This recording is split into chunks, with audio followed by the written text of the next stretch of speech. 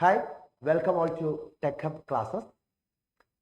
So ഇന്നത്തെ video സെഷനിൽ നമ്മൾ ഡിസ്കസ് ചെയ്യാനായിട്ട് പോകുന്നത് അസിസ്റ്റന്റ് മോട്ടോർ വെഹിക്കിൾ ഇൻസ്പെക്ടർ അതുപോലെ തന്നെ വർക്ക്ഷോപ്പ് ഇൻസ്ട്രക്ടർ മെക്കാനിക്കൽ ഈ എക്സാമുകൾക്ക് നമുക്ക് മെക്കാനിക്കൽ സ്ട്രീമിൽ നിന്ന് പഠിച്ചിരിക്കേണ്ട സബ്ജക്ട്സുകളും ഓരോ സബ്ജക്ട്സിലും നമ്മൾ മെയിൻ ആയിട്ട് ഫോക്കസ് ചെയ്യേണ്ട ടോപ്പിക്കുകൾ ഏതൊക്കെയാണ് എന്നാണ് നമ്മൾ ഈ ഒരു വീഡിയോ സീരീസിൽ നമ്മൾ ഇൻക്ലൂഡ് ചെയ്യാൻ പോകുന്നത്. ഇനി വരാൻ പോകുന്ന ദിവസങ്ങളിൽ നിങ്ങൾക്ക് മെക്കാനിക്കലിന്റെ ഓരോ സബ്ജക്ട്സുകളിൽ നിന്നും മെയിൻ ആയിട്ട് നിങ്ങൾ ഈ എക്സാമുകൾക്ക് AMVI അതേപോലെ തന്നെ വർക്ക്ഷോപ്പ് ഇൻസ്ട്രക്ടർ എക്സാമുകൾക്ക് നിങ്ങൾ മെയിൻ ആയിട്ട് ഫോക്കസ് ചെയ്യേണ്ട ടോപ്പിക്കുകൾ ഏതാണെന്നും ആ ടോപ്പിക്കിനെ ബേസ് ചെയ്തുകൊണ്ടുള്ള കുറച്ച് ക്വസ്റ്റ്യൻസുകൾ ഇമ്പോർട്ടൻറ്റ് കൺസെപ്റ്റ് ബേസ്ഡ് ക്വസ്റ്റ്യൻസുകളുമാണ് നിങ്ങൾക്ക് ഈ ഒരു വീഡിയോ സീരീസിൽ ഈ ഒരു ടെക് അപ്പ് യൂട്യൂബ് ചാനലിലൂടെ നിങ്ങൾക്ക് ഫ്രീ ആയിട്ട് ലഭിക്കും. സോ ഇനിയും tech up YouTube channel subscribe ചെയ്യാത്തവർ സബ്സ്ക്രൈബ് ചെയ്യുക.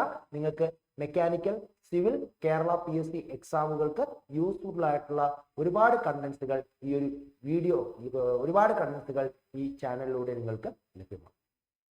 Okay, so once again I welcome you all to the session. So ഇന്നത്തെ സെഷനിൽ നമ്മൾ മെയിൻ ആയിട്ട്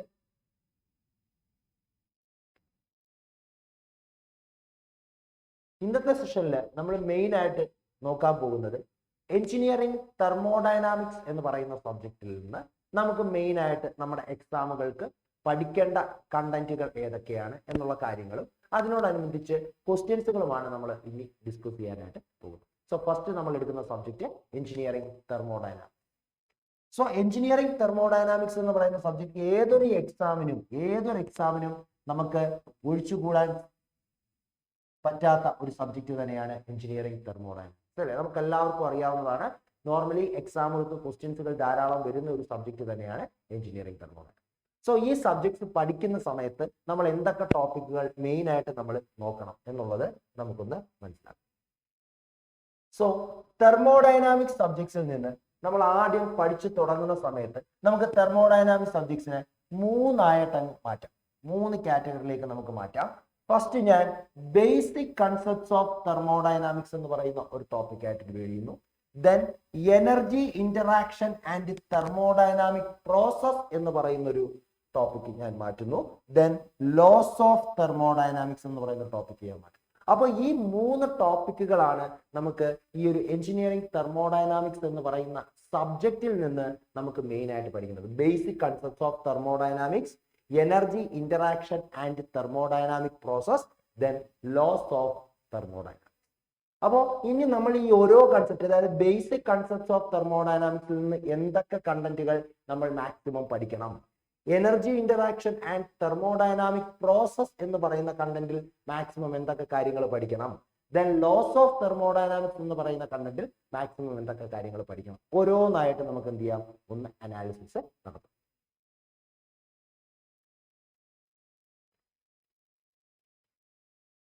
ഓക്കെ, അങ്ങനെയാണെങ്കിൽ നമുക്ക് ഫസ്റ്റ് ഇന്നത്തെ സെഷനിൽ നമ്മൾ മെയിൻ ആയിട്ട് ബേസിക് കൺസെപ്റ്റ്സ് ഓഫ് തെർമോഡൈനാമിക്സ് എന്ന് പറയുന്ന ടോപ്പിക്കിൽ നിന്ന് എന്തൊക്കെ കാര്യങ്ങളാണ് നമ്മൾ പഠിക്കേണ്ടത് എന്നാണ് ഞാൻ ആദ്യം നിങ്ങൾക്ക് മനസ്സിലാക്കി തരാൻ പോകുന്നത്. ഫസ്റ്റ് നമുക്ക് തെർമോഡൈനാമിക്സ് എന്ന് പറയുന്ന സബ്ജക്റ്റിന്റെ ഡെഫിനിഷൻ നമ്മൾ മനസ്സിലാക്കിയതിനു ശേഷം മെയിൻ ആയിട്ട് ക്വസ്റ്റ്യൻ വരാൻ സാധ്യതയുള്ള ഒരു കണ്ടന്റ് ആണ് ഡിഫറെന്റ് അപ്രോച്ചസ് ഇൻ തെർമോഡൈനാമിക്സ്.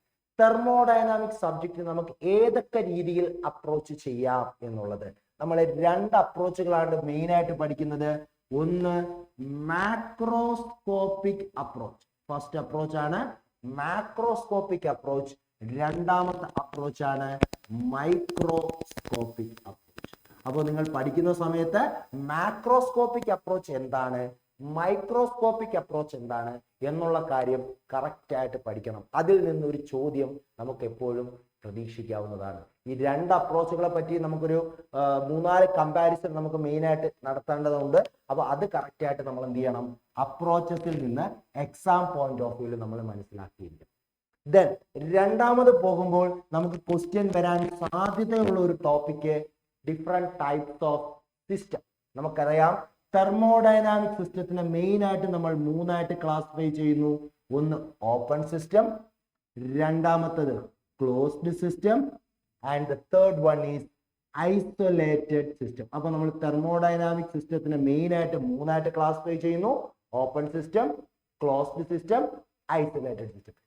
പിന്നെ നിങ്ങൾ പഠിക്കുന്ന സമയത്ത് ഈ മൂന്ന് സിസ്റ്റത്തിന്റെയും ഡെഫിനിഷൻ കറക്റ്റ് ആയിട്ട് തന്നെ പഠിക്കുക, വിത്ത് എക്സാമ്പിൾസുകൾ കറക്റ്റ് ആയിട്ട് പഠിക്കുക. ഈ മൂന്ന് സിസ്റ്റവുമായിട്ട് ബന്ധപ്പെട്ട് കിടക്കുന്ന അതിന്റെ ഡെഫിനിഷൻ എന്താണ്, എക്സാമ്പിൾസുകൾ എന്താണ്, ഈ ഓപ്പൺ സിസ്റ്റം, ക്ലോസ്ഡ് സിസ്റ്റം എന്നൊക്കെ പറയുന്ന സമയത്ത് ആ ഓരോ സിസ്റ്റത്തിനും ഇമ്പോർട്ടന്റ് ആയിട്ട് നമ്മൾ അറിഞ്ഞിരിക്കേണ്ട കുറെ പോയിന്റ്സുകൾ ഉണ്ട്. ഓപ്പൺ സിസ്റ്റത്തിൽ എന്തൊക്കെ ഇന്ററാക്ഷൻസുകൾ നടക്കുന്നു, ഓപ്പൺ സിസ്റ്റത്തിന് പറയുന്ന മറ്റ് പേരെന്ത്, ഓപ്പൺ സിസ്റ്റത്തിൽ നടക്കുന്ന പ്രോസസ്സിനെ നമ്മൾ ജനറലി എന്ത് പേരിൽ അറിയപ്പെടുന്നു, അങ്ങനെയുള്ള കുറെ പോയിന്റ്സുകൾ നമുക്ക് ഈ ഓരോ സിസ്റ്റത്തിൽ നിന്നും പഠിക്കണം. അത് ഇമ്പോർട്ടന്റ് ആണ്, എക്സാമിൽ റിപ്പീറ്റ് ചെയ്ത് ചോദിക്കുന്ന കണ്ടന്റ് ആണ്. അതേപോലെ തന്നെ ഈ ഓരോ സിസ്റ്റത്തിന്റെയും എക്സാമ്പിൾസുകൾ വളരെ ഇമ്പോർട്ടന്റ് ആയിട്ട് നോക്കണം. ഇതാണ് നമുക്ക് ഡിഫറെന്റ് ടൈപ്സ് ഓഫ് സിസ്റ്റം എന്ന് പറയുന്ന കണ്ടന്റിൽ നിന്ന് പഠിക്കുന്നത്. അതിനുശേഷം നിങ്ങൾ വരുന്ന സമയത്ത് എന്താണ് സ്റ്റേറ്റ് എന്ന് പറയുന്നത്, എന്താണ് പ്രോസസ് എന്ന് പറയുന്നത്. ഈ പ്രോസസ്സ് പഠിക്കുന്ന സമയത്ത് മെയിൻ ആയിട്ട് മൂന്ന് പ്രോസസ്സുകൾ നിങ്ങൾ നോക്കിയിരിക്കണം. റിവേഴ്സിബിൾ പ്രോസസ് എന്താണ്, ഇറിവേഴ്സിബിൾ പ്രോസസ് എന്താണ്, ദെൻ ക്വാസി സ്റ്റാറ്റിക് പ്രോസസ് എന്താണ്. ഈ മൂന്ന് പ്രോസസ്സുകളെ പറ്റിയും നിങ്ങൾ മെയിൻ ആയിട്ട് പഠിച്ചിരിക്കണം, വളരെ important. Reversible, irreversible, quasi static. ഈ ക്വാസി സ്റ്റാറ്റിക് പ്രോസസ്സ് പഠിക്കുന്ന സമയത്ത് അതിനെ ബേസ് ചെയ്തുകൊണ്ട് തെർമോഡൈനാമിക് ഇക്വിലിബ്രിയം എന്ന് പറയുന്ന കണ്ടീഷൻ എന്താണ് എന്നുള്ള കാര്യം പഠിച്ചിരിക്കണം. എന്താണ് തെർമോഡൈനാമിക് ഇക്വിലിബ്രിയം എന്ന് പറയുന്ന കണ്ടീഷൻ കൊണ്ട് മനസ്സിലാക്കുന്നത്, അതും ക്വാസി സ്റ്റാറ്റിക് പ്രോസസ്സും എങ്ങനെയാണ് കണക്ട് ചെയ്ത് കിടക്കുന്നത് എന്നുള്ള കാര്യങ്ങളൊക്കെ ഇവിടുന്ന് കറക്റ്റ് ആയിട്ട് മനസ്സിലാക്കിയിരിക്കുക. ഓക്കെ ആണോ? അപ്പൊ പ്രോസസ് എന്ന് പറയുന്ന ടോപ്പിക്കിൽ നിന്ന് ഈ മൂന്ന് കാര്യങ്ങളും വ്യക്തമായിട്ട് മനസ്സിലാക്കുക. അതിനോടൊപ്പം തെർമോഡൈനാമിക് ഇക്വിലിബ്രിയം എന്ന് പറയുന്ന കൺസെപ്റ്റ് കറക്റ്റ് ആയിട്ട് മനസ്സിലാക്കുക. ദെൻ വളരെ ഇമ്പോർട്ടന്റ് ആയിട്ട് ക്വസ്റ്റ്യൻസുകൾ വരാവുന്ന മറ്റൊരു ടോപ്പിക്കാണ് different types of property. Important ആണ്. എന്താണ് പ്രോപ്പർട്ടി, അതിന്റെ ഡെഫിനിഷൻ നിങ്ങൾ പഠിച്ചിരിക്കണം. പ്രോപ്പർട്ടിയെ മെയിൻ ആയിട്ട് രണ്ടായിട്ട് ക്ലാസിഫൈ ചെയ്യുന്നു. First one is the intensive property and second one is the extensive property. ഈ രണ്ട് പ്രോപ്പർട്ടികളുടെയും ഡെഫിനിഷൻ നിങ്ങൾ കറക്റ്റ് ആയിട്ട് നോക്കിയിരിക്കണം. With example, most important, with example. ഈ പ്രോപ്പർട്ടിയുടെ എക്സാമ്പിളിനെ ബേസ് ചെയ്തുകൊണ്ട് മോസ്റ്റ്ലി എക്സാമിന് ക്വസ്റ്റ്യൻസുകൾ കാണാറുണ്ട്. സോ പ്രോപ്പർട്ടി പഠിക്കുന്ന സമയത്ത് നിങ്ങൾ ഡെഫിനിഷൻ പഠിച്ചിരിക്കുക, ഇന്റൻസീവ് എക്സ്റ്റെൻസീവിന്റെ ഡെഫിനിഷൻ പഠിച്ചിരിക്കുക, വിത്ത് എക്സാമ്പിൾസ് നോക്കിയിരിക്കുക, വളരെ ഇമ്പോർട്ടൻറ്റ്. അതേ ഇമ്പോർട്ടൻസോടുകൂടി നിങ്ങൾ പഠിക്കേണ്ട മറ്റൊരു കൺസെപ്റ്റ് ആണ് point function and path function. എന്താണ് പോയിന്റ് ഫംഗ്ഷൻ, എന്താണ് പാത്ത് ഫംഗ്ഷൻ, അതിന്റെ എക്സാമ്പിൾസ്. അപ്പോൾ ഇവിടെ നിങ്ങൾ ഇമ്പോർട്ടന്റ് ആണ് പ്രോപ്പർട്ടിയും അതേപോലെ തന്നെ point function and path function എന്ന് പറയുന്ന കൺസെപ്റ്റും വളരെ ഇമ്പോർട്ടന്റ് ആണ്. ഈ രണ്ട് കൺസെപ്റ്റും സ്കിപ്പ് ചെയ്യാതെ തന്നെ പഠിച്ചോണം വിത്ത് എക്സാമ്പിൾ. ക്ലിയർ ആണല്ലോ? അപ്പോൾ നമ്മൾ ഈ ഒരു കണ്ടന്റിൽ നിന്ന് ഇമ്പോർട്ടന്റ് ആയിട്ട് പഠിച്ചിരിക്കേണ്ട കാര്യങ്ങൾ ഞാൻ പറഞ്ഞു തന്നു. ദെൻ നമ്മൾ പോകുന്നത് ഐഡിയൽ ഗ്യാസ് ഇക്വേഷൻ എന്ന് പറയുന്ന ടോപ്പിക്കിലേക്കാണ്. ബേസിക് കൺസെപ്റ്റ് ഓഫ് തെർമോഡൈനാമിക്സിൽ പിന്നെ നമ്മൾ പഠിക്കേണ്ടത് ഐഡിയൽ ഗ്യാസ് ഇക്വേഷൻ എന്ന് പറയുന്ന ടോപ്പിക്കിലേക്കാണ്. അപ്പോൾ എപ്പോഴാണ് ഒരു ഗ്യാസ് ഐഡിയൽ ആയിട്ട് ബിഹേവ് ചെയ്യുന്നത്, അല്ലെങ്കിൽ ഐഡിയൽ ബിഹേവിയറിൽ നിന്ന് റിയൽ ബിഹേവിയറിലേക്ക് ഗ്യാസ് എപ്പോൾ ചേഞ്ച് ചെയ്യുന്നു എന്നുള്ള കണ്ടന്റ് പഠിച്ചിരിക്കുക. ദെൻ ഐഡിയൽ ഗ്യാസ് ഇക്വേഷൻ ആയ PV = MRT, PV = NR/T. ഈ രണ്ട് ഇക്വേഷൻസും കറക്റ്റ് ആയിട്ട് നോട്ട് ചെയ്യുക. ഇതിലുള്ള ഓരോ ടേമുകളും നോട്ട് ചെയ്യുക. എന്താണ് ഇൻഡിക്കേറ്റ് ചെയ്യുന്നത്, ഇതിനെ ബേസ് ചെയ്തുകൊണ്ട് ന്യൂമറിക്കൽ ക്വസ്റ്റ്യൻസുകൾ നമുക്ക് എക്സ്പെക്ട് ചെയ്യാം ഫോർ കേരള PSC എക്സാംസ്. ഇതിനെ ബേസ് ചെയ്തുകൊണ്ട് ന്യൂമറിക്കൽ ക്വസ്റ്റ്യൻസ് വരുന്ന സമയത്ത് യൂണിറ്റിന്റെ കാര്യം നമ്മൾ വളരെയധികം ശ്രദ്ധയോടെ വേണം ചെയ്യാൻ. കാരണം ഇവിടെ നമുക്ക് R എന്ന് പറഞ്ഞാൽ എന്താണ്, MRTയിലെ R എന്ന് പറഞ്ഞാൽ ഗ്യാസ് കോൺസ്റ്റന്റും NR/Tയിലെ R എന്ന് പറയുന്നത് യൂണിവേഴ്സൽ ഗ്യാസ് കോൺസ്റ്റന്റ് ആണ്. അപ്പോൾ അവിടെ ഒരു ഡിഫറൻസ് ഉണ്ട് എന്നുള്ളത് കറക്റ്റ് ആയിട്ട് മനസ്സിലാക്കുക. ദെൻ അതിന്റെ ന്യൂമറിക്കൽ ക്വസ്റ്റ്യൻസുകൾ ചെയ്യുന്ന സമയത്ത് നമ്മൾ പ്രഷറിന് കൊടുക്കേണ്ട യൂണിറ്റ്, ആറിന്റെ യൂണിറ്റ്, ഇതൊക്കെ നമ്മൾ വളരെ ഇമ്പോർട്ടന്റ് ആയിട്ട് ശ്രദ്ധിച്ചിരിക്കണം. അതിനെ ബേസ് ചെയ്തുകൊണ്ടുള്ള ന്യൂമറിക്കൽ ക്വസ്റ്റ്യൻസുകൾ നമുക്ക് എക്സാമിന് പ്രതീക്ഷിക്കാം. ട്രിക്കി ആയിട്ടുള്ള ക്വസ്റ്റ്യൻസുകൾ ഉണ്ട്. അപ്പൊ അതൊക്കെ നമ്മൾ സോൾവ് ചെയ്ത് തന്നെ പഠിച്ചിരിക്കണം. വളരെ ഇമ്പോർട്ടന്റ് ആണ്. ഐഡിയൽ ഗ്യാസ് ഇക്വേഷനും അതുമായിട്ട് ബന്ധപ്പെട്ട് കിടക്കുന്ന ന്യൂമറിക്കൽ ക്വസ്റ്റ്യൻസുകളും ഇമ്പോർട്ടന്റ് ആണ്. ദെൻ നെക്സ്റ്റ് നമ്മൾ നോക്കേണ്ടത് പെർഫെക്റ്റ് ഗ്യാസ് ലോസ്.